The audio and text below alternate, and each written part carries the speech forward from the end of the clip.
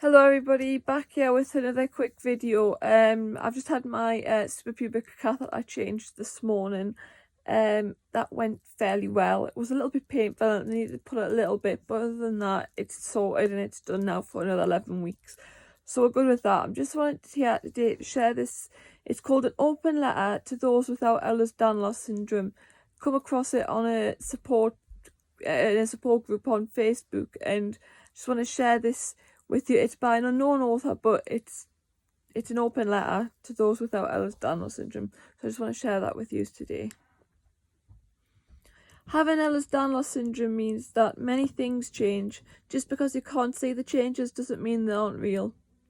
Most people don't understand much about this disability/disease, and it affects those that think they know. Many are actually misinformed. In the spirit of informing those who wish to understand, these are the things that I would like you to understand about me before you judge me. I'm scared. I don't know what the future holds for me.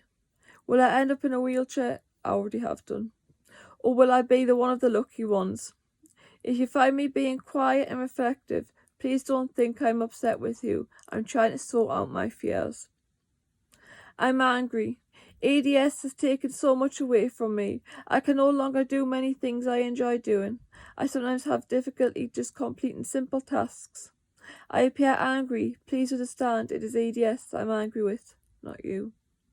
Please understand that having EDS doesn't mean I'm not still a human being. I have to spend most of my days being very careful about what I do, and if you visit, I might not seem like much fun to be with, but I'm still me, stuck inside this body.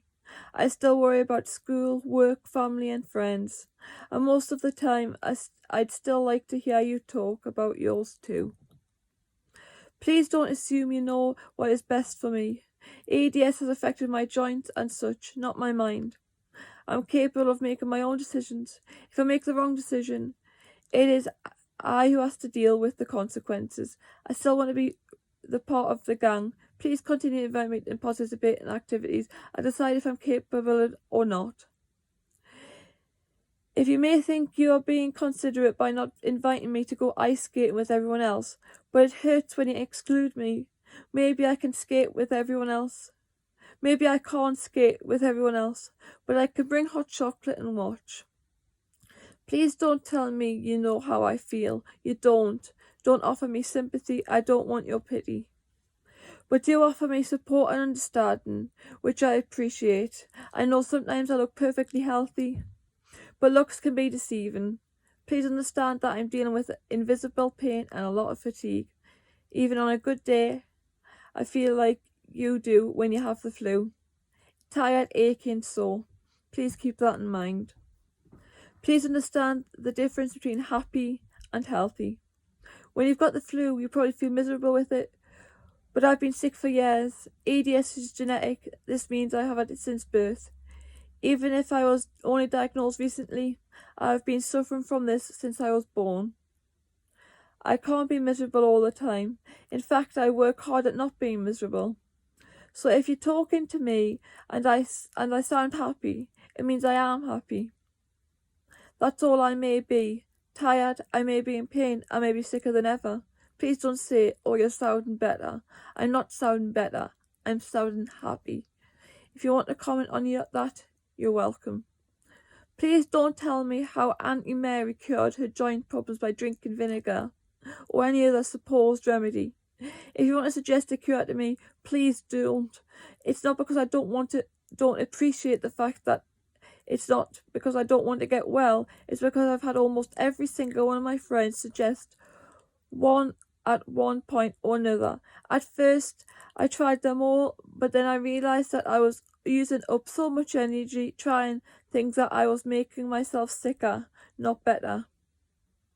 There's no cure for EDS, and until they find the exact genes causing it and technology and medicine get to the point where something can be done about this, there will be no cure. Only some of my symptoms and pain can be treated.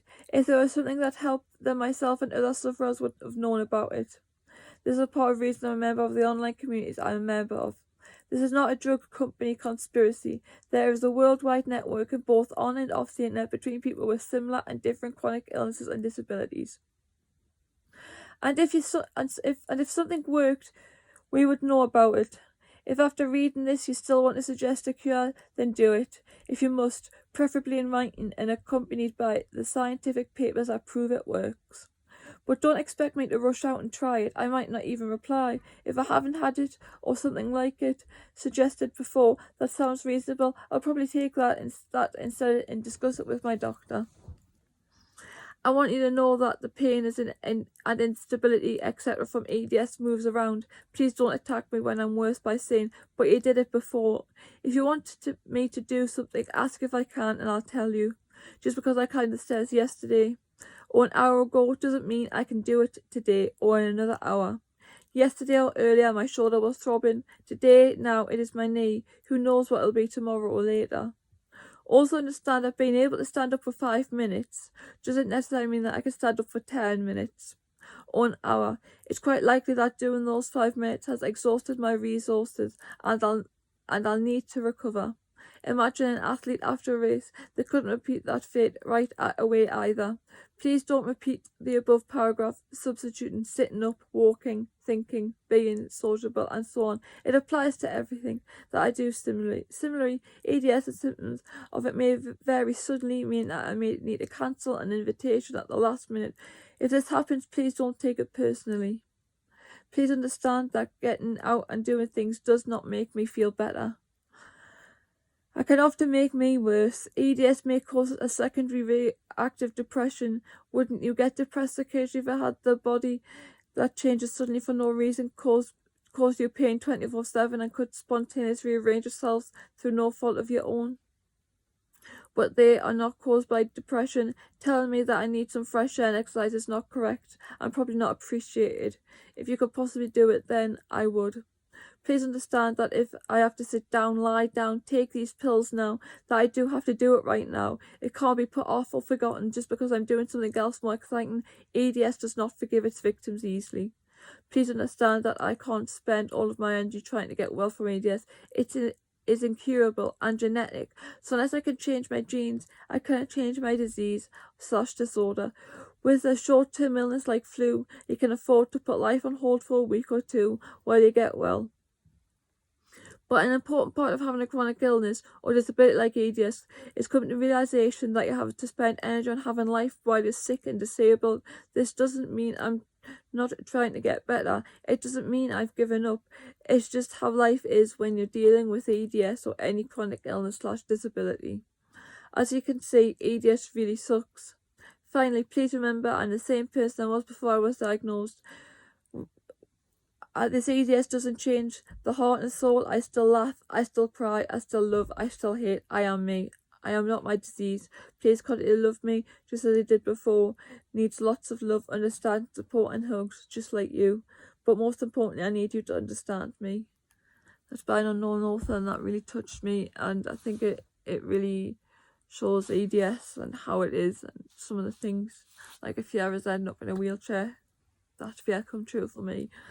There's a lot of fears I had feared for when I was younger, about 15 or 16, when I was looking at some older people with Ehlers-Danlos syndrome, probably people about my age when I was about 15. I was looking and thinking, gosh, I'm so lucky that I don't have a feeding tube, or goodness, I don't have a catheter, or that's not affected on me. Wow, I'm so lucky. And at that stage, I was very lucky.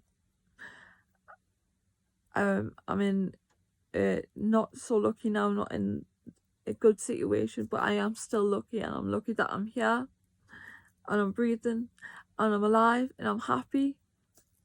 That's the main thing. So everybody stay safe, God bless, and please like, share this video. Thank you, bye.